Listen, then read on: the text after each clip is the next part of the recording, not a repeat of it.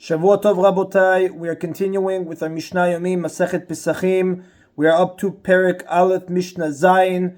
Today's Mishnayot should be Le'ilum Nishmat, Neria ben Svetlana, Aranbayev, Neriyahu ben Burcha Yisraelov, Menuchatam Began Eden, Amen. As we have learned in Mishnah 4, it is rabbinically forbidden to have benefit from Chametz, starting from the 6th hour of Erev Pesach, at which time the Chametz must be burned. Even terumah that is chametz must be burned at this time. The following Mishnah discusses whether it is permissible to cause this terumah to become tameh while burning it, and whether or not the testimony in the previous Mishnah tells us anything about this question. Now, the previous Mishnah taught that terumah that is being burned because it is tameh may be contaminated with an even greater level of tumah while it is being burned.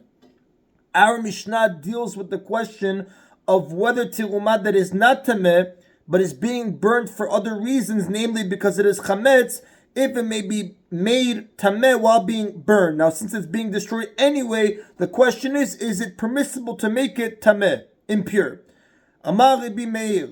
The Mishnah begins, Rabbi Meir said, Midivreim lamadnu, we may learn from the words of Rabbi Chanina and Rabbi Akiva in the previous Mishnah, shesorfin terumah teora im atmeh bepesach, that when we burn terumah that is chametz during the 6th hour of Erev Pesach, at the beginning of the 6th hour, like we did Mishnah 4, we are permitted to burn terumah that is tahor together with terumah that is tameh, even though this will cause the terumah that is tahor, pure, to become tameh, impure. Just as we have learned in the previous Mishnah, that when we burn terumah and kodashim that are tameh, we may add additional levels of tumah to them while we burn them because they are no longer fit for eating in any case and must be burned. So too we may cause terumah that must be burned because it is chametz to become tameh as well. Since it can no longer be eaten and must be destroyed, there is no prohibition to make it tameh. Now the reason is it is forbidden to cause impurity to terumah kodashim is that making them impure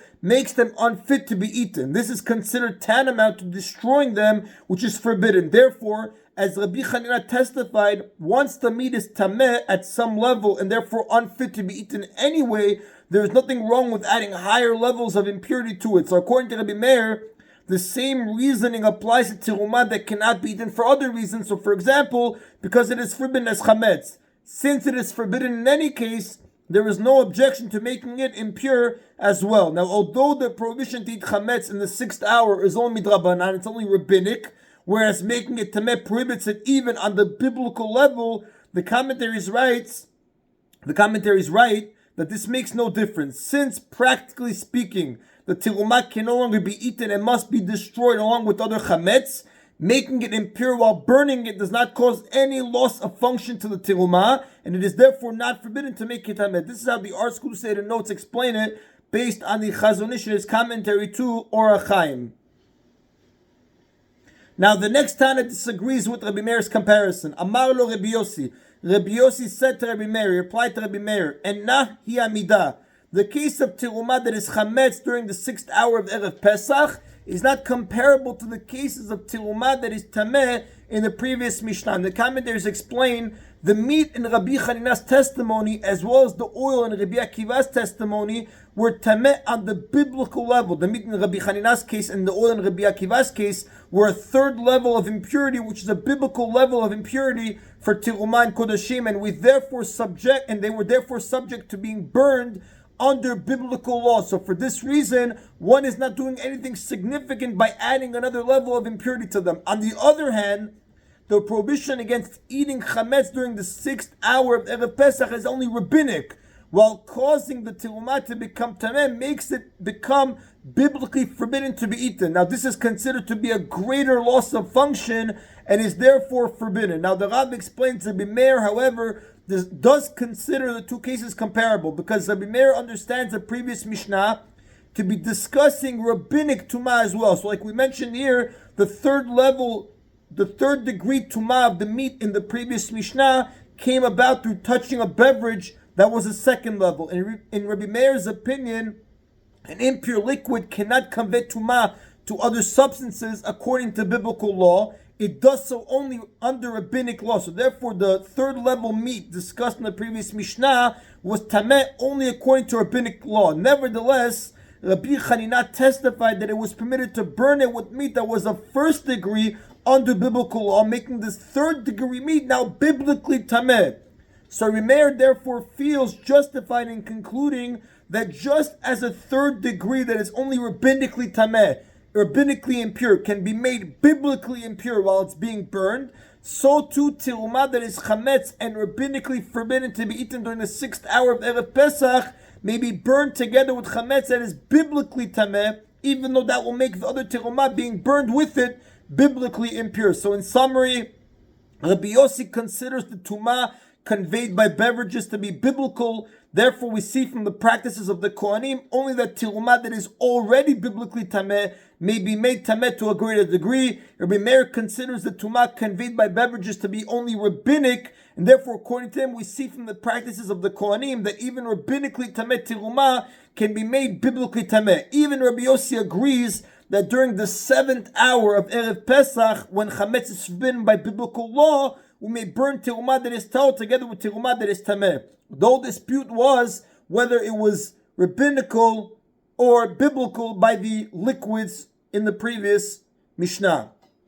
Now, Rabbi Yossi, who holds that tirumah that is only rabbinically forbidden cannot be burnt together with things that make it biblically tameh, now defends his view against a challenge from the rulings of the earlier sages.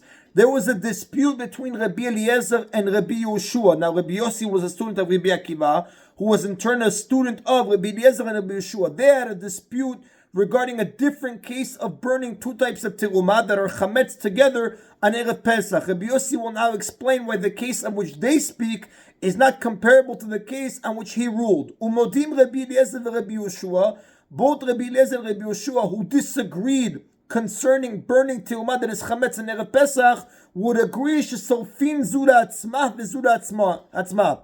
That when we burn tirumah that is chametz during the 6th hour of Erev Pesach, we must burn this one, meaning tirumah that is tameh by itself, and that one, meaning tirumah that is tahor by itself, so as not to cause the tahor tirumah to become tameh.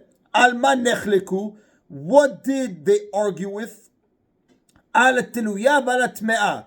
They disagreed with regard to burning tirumah, about which there is a question whether it is tameh or tahor, together with tirumah that is definitely tameh during the 6th hour of Erev Pesach. Now, teluya literally means hanging tirumah. Now, tirumah whose status is uncertain is called hanging because it can neither be eaten nor burned. Since it might be tameh, it is forbidden to eat it. And since it might be tahor, it is forbidden to burn it. So it must be left hanging until Erev Pesach, when it is burned, if it is chametz. Now, the Mishnah continues, Rabbi Eliezer Omer, in that case, Rabbi Eliezer says, Tisarev zura atzma v'zura atzma. Each one must be burned separately, so as to avoid the possibility of causing tumah to the tirumah that might be tahor. Now, the questionable tirumah might actually be pure. If it's really pure, burning it together with tirumah that is definitely tameh would cause it to become tameh. The Rabbi Yehoshua, whereas Rabbi Yehoshua says, Shten ka'achat, they may be burned together. Now, since the questionable tirumah might already be impure and must in any case be burned because it is chametz, there is no prohibition against bringing it into contact with definite tumah. Now, the prohibition against making tirumah tameh is drawn from the pasuk in Sefer Bamidbar, chapter 18, pasuk 8. Va'ani hine natati lecha et mishmeret tirumati. Behold, I Hashem have given to you Aharon, the safeguarding of my tirumot. According to Rabbi Yehoshua, the pasuk refers only to tirumah that is definitely tahor, but tirumah that is possibly tameh does not need to be safeguarded against tumah. Rabbi Eliezer, however, maintains that the use of the plural tirumot indicates that the pasuk refers to two types of tirumah, one that is definitely tahor and one that's possibly tameh. The pasuk means, therefore, that both must be safeguarded against tumah. Now, Rabbi Yossi states that although Rabbi Yehoshua permitted burning questionable tirumah together with tirumah that is definitely tameh, even he would agree that burning tirumah that is definitely tahor together with tirumah that is definitely tameh is forbidden even if all the terumah is chametz. So by the same token, Rabbi Yeshua would agree that terumah that is rabbinically tameh cannot be burned together with terumah that is biblically tameh, because the rabbinically tameh terumah is biblically tahor. On the biblical level, therefore, burning the two together is like burning terumah that is tahor with terumah that is tameh.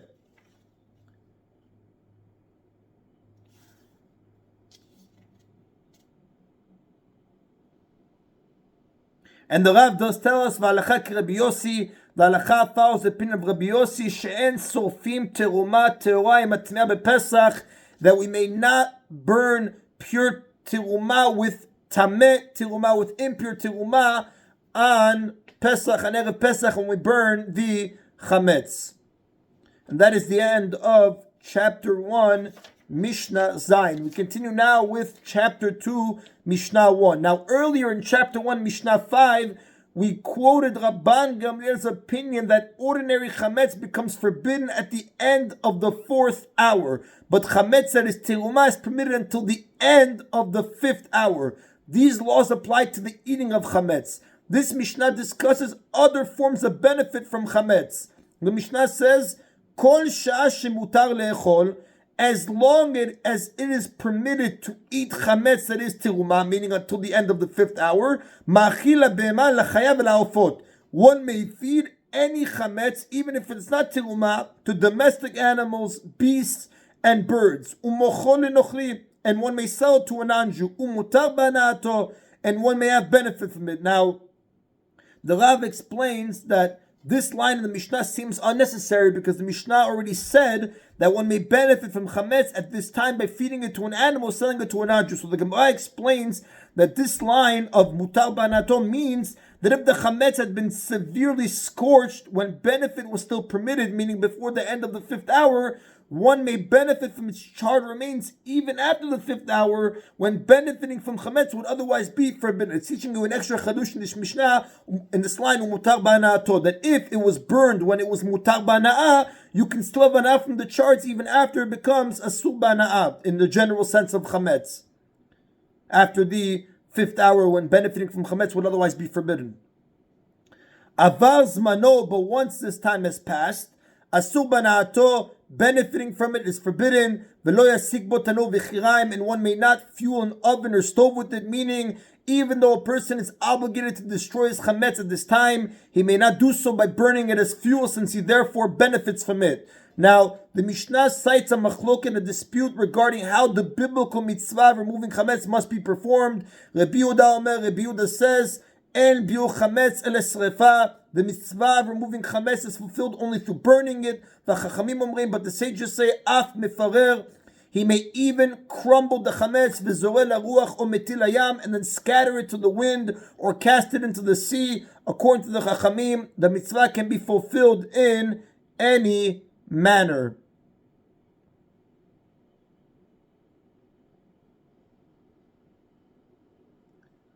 And that is it, Rabotai, of today's Mishna Yomi. Everybody, Shalom Shavua Tov. Baruch Adonai Le'olam. Amen v'amen.